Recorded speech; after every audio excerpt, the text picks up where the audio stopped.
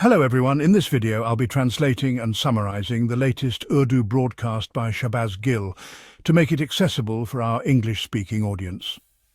Let's go through the key developments and insights in Shahbaz Gill's words.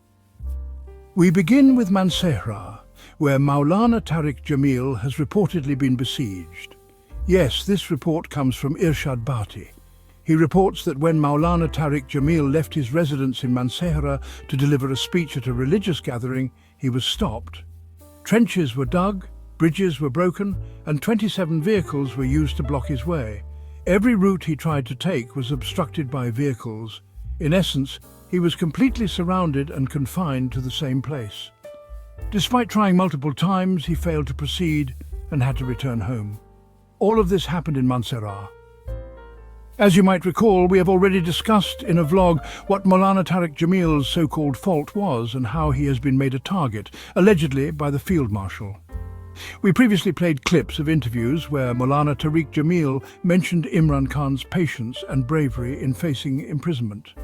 He also talked about women's rights, prisoners' rights, and addressed judges, warning that those who make dishonest decisions will be held accountable by God on the Day of Judgment. A religious scholar's true duty is to speak the truth, stand with the oppressed, and oppose the oppressor. Not with a sword, but with words, character, and voice. And that's exactly what Tariq Jamil did. As a result, he is now being punished.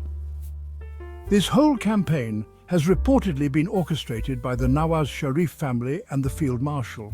This isn't just our claim. Multiple scholars have stated that after Tariq Jamil made those statements, the Sharif family used their influence within the Tablighi Jamaat to sideline him. A few days later, it was announced that he had been removed from the Jamaat and would no longer be allowed to speak at any of their gatherings or activities. And now, today's report confirms that he was physically besieged. Listen to what Arshad says. Trenches were dug on the routes he was to take, 27 vehicles were parked on those routes, bridges were broken. You heard it.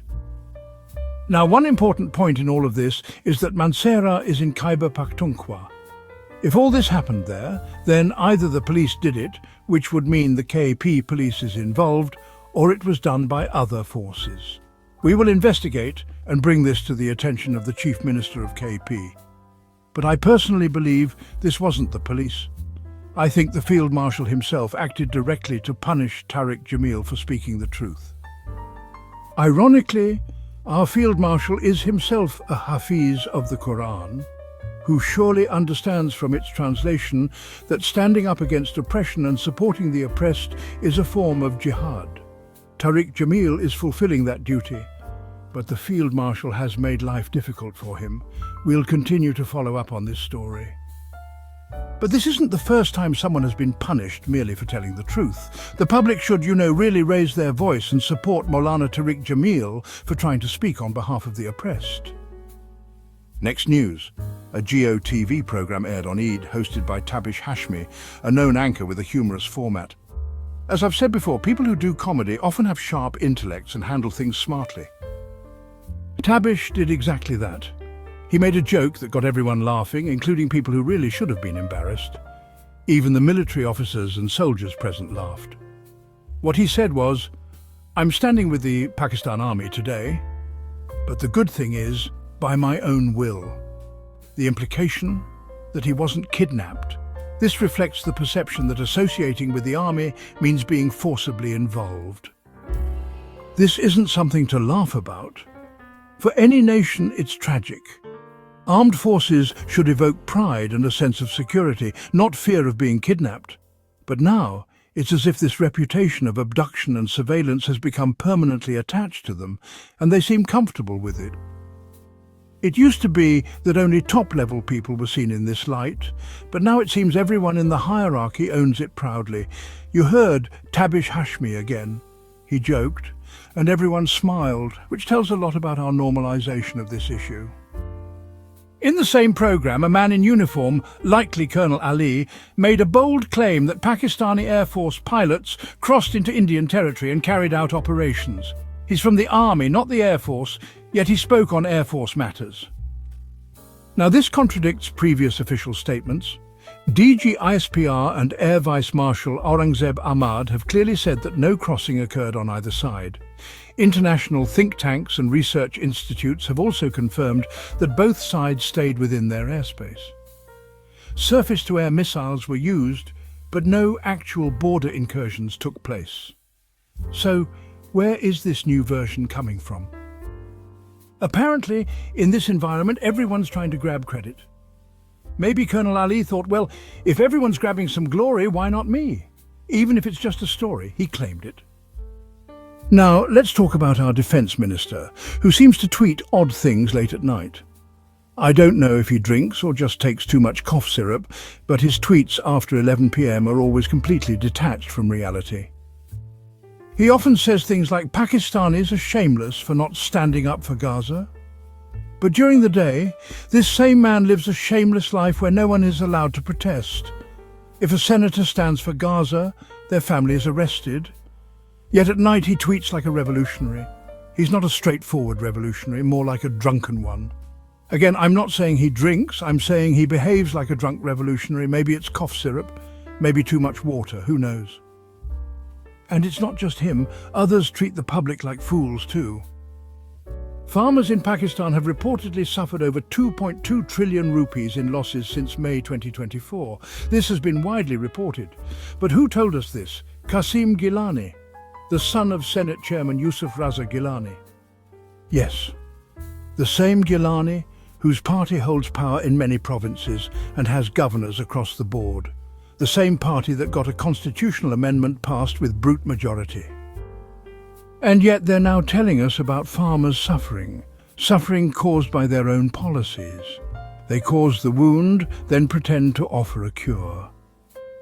For 77 years they've treated people like fools, and they think they can keep doing it. Whether you let them do that is up to you. All right. So the key points from Pakistan's National Economic Survey 2024 to 2025 have been released. Let me quickly present some figures to you. They'll give you a clear picture of the direction Pakistan is heading. The growth rate in the agricultural sector has increased by 0.56%. During Imran Khan's tenure, Pakistan's agriculture was growing at 4.4%. Now it's merely 0.56%. There's been a 13% decline in major crops and a 19% decline in cotton production. The share of agriculture in the GDP has dropped significantly. In the industrial sector, a growth rate of 4.76% has been shown. But let me be clear, many of these figures have been fudged because for the first 3 quarters, growth was actually negative. Take just one example, the construction sector. It showed negative growth in the first 3 quarters, but then suddenly in the 4th quarter, the numbers were manipulated to appear positive. So there's a lot of falsehood in these statistics. Tax collection, they claim, has increased by 25% in the first 10 months. They've also provided figures on literacy rates across Pakistan. Just yesterday, we told you that in Sindh alone, 4.7 million children are out of school. 1.3 million children are forced to sit on the ground because of the lack of furniture. That's the future of about 6 million children in just Sindh. Now imagine Punjab's situation is 3 times worse. That gives you an idea of the national crisis.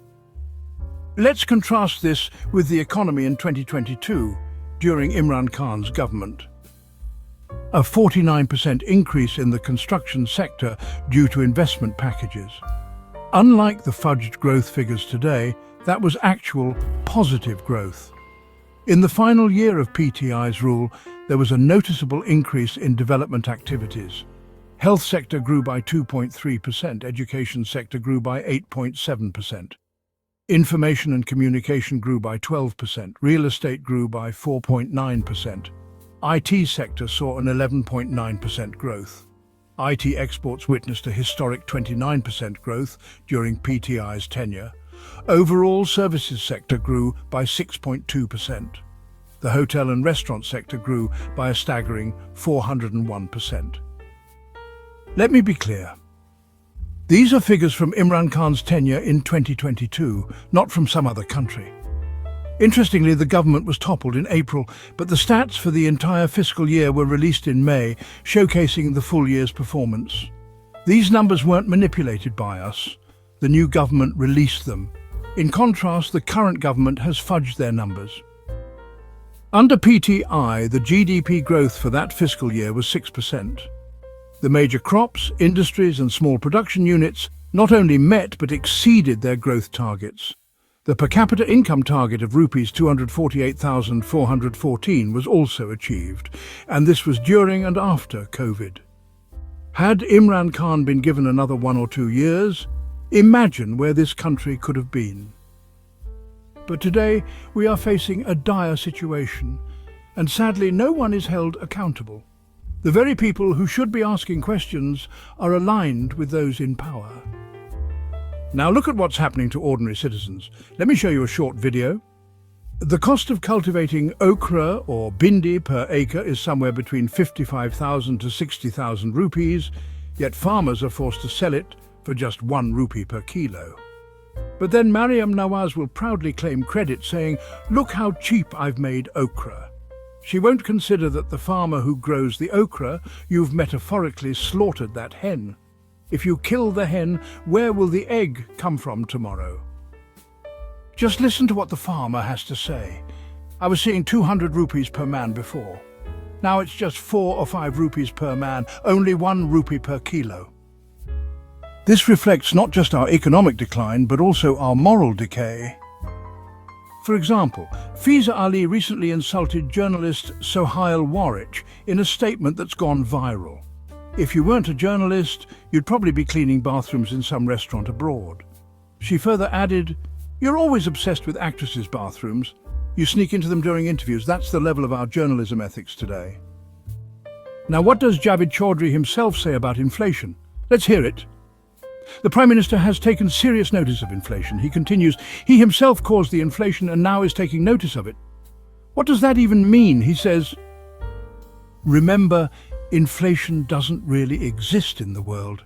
If I say that inflation is not real, you might think I've lost my mind. But it's the truth.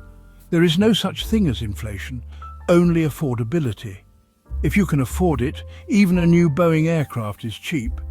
If you can't afford it, then even if the price of wheat, sugar or cooking oil is cut in half, you still won't be able to buy it."